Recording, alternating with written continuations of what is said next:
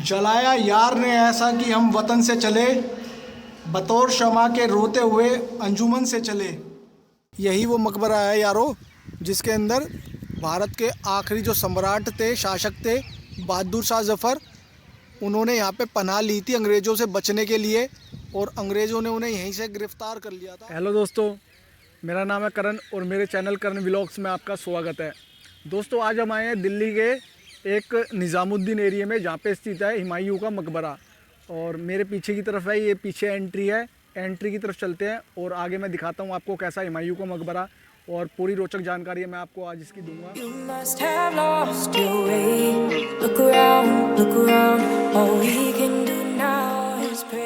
भाई ये अंदर की तरफ चलते हैं, यहाँ पे ना एक म्यूज़ियम बना हुआ है, आपको म्यूज़ियम दिखा देता हूँ। और म्यूज़ियम के अंदर ये देखो, ये ना इस नक्शा बना हुआ है, ये महल का नक्शा बना हुआ है कि भाई कैसे कैसे महल बना हुआ है, मतलब ये मकबरा बना हुआ है। और ज़्यादा तो कुछ नहीं है इसके अंदर, यही है। अब एक सामने और बना हुआ है इसके अंदर, उसके अंदर भी शायद महल सा है, बिल्कुल सामने है, आपको दिखा देता हूँ। भाई ये देखो, ये जो अवशेष है ना, ये ईसा खान की जो मकबरा है ना, उसकी खुदाई के दौरान मिले थे। और ये पुराने मटके वगैरह, भाई देखो कितनी पुरानी पुरानी चीज़ें है ये तो। ये जो अवशेष है ना, ये सब पुराने ज़माने के है भाई। सन 1500 के तकरीबन होंगे, जब हुमायूं के काल में ये सब इस्तेमाल किया जाता था।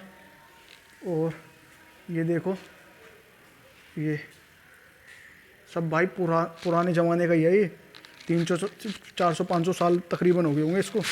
तो भाई ये है, छोटा सा हल्का सा म्यूज़ियम बना रखा है। चलो अब अंदर की तरफ चलते हैं और दिखाता हूँ आपको आगे की तरफ क्या है।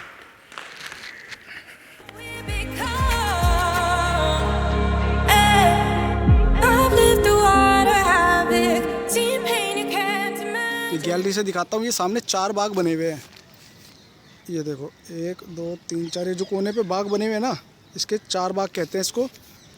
और कुरान की आयतों में जन्नत के 4 बागों का जिक्र किया गया है, जिसके तर्ज पर ये 4 बाग का निर्माण कराया गया था। यहाँ की तरफ आते हैं, ये नीचे से सीढ़ियाँ जहाँ से हम अभी ऊपर आए हैं, और ये सामने इसका फ्रंट है। अभी चलते हैं अंदर की तरफ और अंदर दिखाता हूँ आपको। तो भाई फाइनली आ गए हम, ये है हुमायूं जी और इनकी कब्र है ये। इतिहासकारों का कहना है कि हुमायूं का जन्म 1508 ईस्वी में काबुल में हुआ था, और इनकी जो मृत्यु है वो पुराने किले में हुई थी। जो पुराना किला है वो अपने टाइम पे भाई दीन पनाह के नाम से जाना जाता था। और वहाँ की लाइब्रेरी में क्या हुआ था, इनकी एक आदत थी कि जब भी नमाज़ पढ़ी जाती थी तो ये अपने घुटनों पे बैठ जाया करते थे। और उस वक्त जब ये जीने पे से उतर रहे थे अपनी लाइब्रेरी में से, तो अजान हुई और ये अपने घुटनों पे बैठ गए, जहाँ से ये फिसल के मर गए थे। और मरने के बाद इनकी जो कब्र है वो पुराने किले में दफन हो गई थी। उसके बाद कई राजा महाराजा आए और उनके डर के मारे वहाँ के जो सेनापति थे, उन्होंने उनकी कब्र निकाल के इधर उधर भटकाते रहे। आखिर में जब 10-12 साल हो गए, 10-12 साल के बाद उनकी कब्र को यहाँ पे लाया गया। और 16 साल बने भाई इसको, मकबरे को बनने में। इनकी बेगम हमीदा बेगम ने बनवाया था ये। और फाइनली इनकी जो कब्र है वो यहाँ पे लगाई गई है। पूरी की पूरी कब्र संगमरमर के पत्थर से तराशी गई है। और जो इनके 160 जो इनके परिवार के थे, राजवंश के लोग थे, उनकी जो डेथ बॉडी वगैरह उनकी कब्रें हैं वो नीचे की तरफ है। कुल 64 कमरे हैं नीचे की तरफ, और जो नीचे 64 कमरे हैं उनके अंदर इनकी बाकी कब्रें बनी हुई है। साथ में इनकी बेगम की, जो अभी हमने कब्र दिखाई थी, इनकी बेगम जो पहली थी हमीदा बेगम, उनकी कब्र भी इन्हीं के साथ है। और जो इनकी सेकंड वाइफ थी उनकी भी कब्र यहीं पे बनी हुई है। ऐसे 4 कमरे ऊपर की तरफ है। ऊपर के जो 4 कमरे हैं उनके अंदर बाकी जो कब्रें बनाई गई है। तो अब हम बाहर की तरफ चलते हैं, इसकी बैक साइड। तो ये भाई बाहर की तरफ आ रहे हैं और बाहर की तरफ चलते हैं। ये भाई 2 चैम्बर बने हुए हैं, ये देखो, ये चैम्बर बने हुए हैं। और इसके अंदर है ना कब्रें बनी हुई है चैम्बरों के अंदर। तो मेरे हिसाब से तो भाई ये जो उसकी वाइफ थी ना, हमीदा बेगम, उनकी कब्रें हैं, जो उनके सगे संबंधी थे ज़्यादा, उनकी कब्रें हैं। और यहीं से हम दूसरी तरफ आते हैं तो सामने भी एक तरफ ऐसे ही ज़रोका बना हुआ है और ऐसा गुम्बद बना हुआ है जिसके अंदर एक कब्र है, और ये कब्र शायद उनकी सेकंड वाइफ थी जो उनकी है। ये सामने की तरफ शायद ये उनकी जो सेकंड वाइफ थी उनकी कब्र है। और चलते हैं बाहर की तरफ भाई, बाहर दिखाता हूँ आपको क्या है। अब बाहर निकलते हैं और ये अब हम यहाँ से एग्जिट हो रहे हैं। हुमायूं का मकबरा, कभी ये जो मकबरा होया करता था इसके बिल्कुल पीछे की तरफ यहाँ पे इधर जो यमुना नदी है वो बहा करती थी। ये पीछे की तरफ यमुना नदी बहा करती थी और अब तो यहाँ पे रेलवे स्टेशन। दोस्तों बिल्कुल पीछे की तरफ बैठा हूँ और ये सामने मेरे सामने हुमायूं का मकबरा है और अंदर इसकी कब्र है। भाई ये चारों तरफ आप लाल पत्थर देख रहे हो भाई, इसको कहते हैं लाल बलुआ पत्थर, और ये पूरा का पूरा महल इसी पत्थर से बनाया गया है। मतलब ये तो भाई इसको बनाने में कम से कम भाई 15 लाख रुपए लगे थे। इसको बनाने में 15 लाख रुपए लगे थे, और भाई जो टाइम लगा था इसको बनने में वो लगा था 16 साल। 16 साल में जाके ये मकबरा बना था। इस मकबरे को अगर हम अपडेट कर दें तो बिल्कुल ताजमहल कहलाएगा। क्यों? क्योंकि जो ताजमहल बना हुआ है ना वो इसी की ही कॉपी करके ताजमहल को बनाया गया है। ऐसे ही बिल्कुल फव्वारे बनाए गए हैं, जो मेरे सामने फव्वारे हैं, ये पीछे की तरफ देखो, ये जो फव्वारे हैं ऐसे ही सेम ऐसे फव्वारे बनाए गए हैं।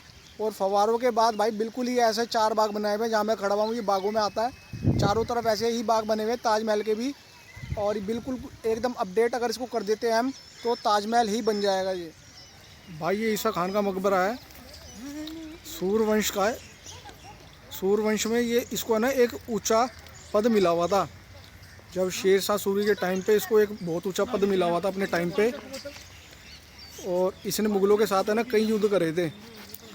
तो इसका जो मकबरा है ना ये मट्टी के अंदर है ना धंस गया था, कई टाइम तक मट्टी में धंसा रहा था।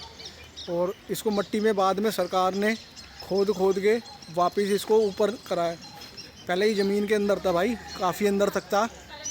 अब इसके अंदर ईसा खान के साथ इसके भाइयों की कब्रें बनी हुई है। वो कब्रें अभी मैं आपको दिखा देता हूँ। और ये बिल्कुल हुमायूं के मकबरे के जैसे, हुमायूं के मकबरे में अंदर जाएंगे तो पहले इसी का मकबरा मिलेगा। और इसमें जाने के लिए कोई अलग से टिकट नहीं देनी, जो टिकट हमने पहले ली थी ना उसी टिकट में इसकी एंट्री है, उसी टिकट में इसकी एंट्री है। अभी आपको अंदर की तरफ दिखाता हूँ। ये ईसा खान की कब्र है।